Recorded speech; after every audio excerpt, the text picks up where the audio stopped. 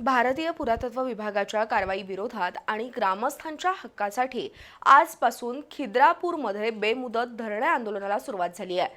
गावच्या प्रवेशद्वारावरच मोठ्या संख्येने महिला, पुरुष आणि युवक ठिय्या मारून बसले असून न्याय मिळेपर्यंत आंदोलन सुरू ठेवण्याचा निर्धार ग्रामस्थांनी व्यक्त केलाय।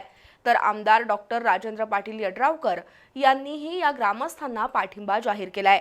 या आंदोलनामुळे खिद्रापूरमधील प्रसिद्ध कोपेश्वर मंदिरामध्ये पर्यटकांना प्रवेश बंदी करण्यात आली आहे।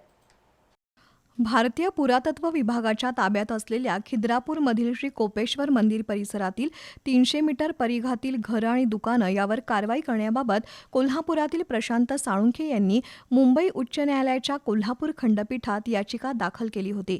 त्यावर सुनावणी सुरू झाल्याच्या निषेधार्थ खिद्रापूर ग्रामस्थांनी आजपासून गावात बेमुदत धरणं आंदोलन सुरू केलंय।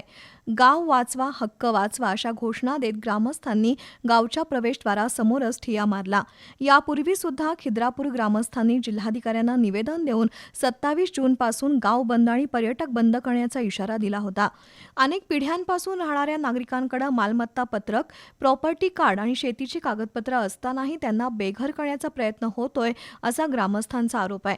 ग्रामस्थांच्या घरांवर कोणतीही कारवाई करू नये आणि विकास कामांना परवानगी द्यावी अशी मागणी आंदोलनकर्त्यांनी केली आहे। दरम्यान आमदार राजेंद्र पाटील यड्रावकर यांनी खिद्रापूर ग्रामस्थांना पाठिंबा देत गावकऱ्यांवर अन्याय होऊ देणार नाही, न्यायालयीन लढाईसाठी सर्वतोपरी मदत करेन अशी ग्वाही दिली।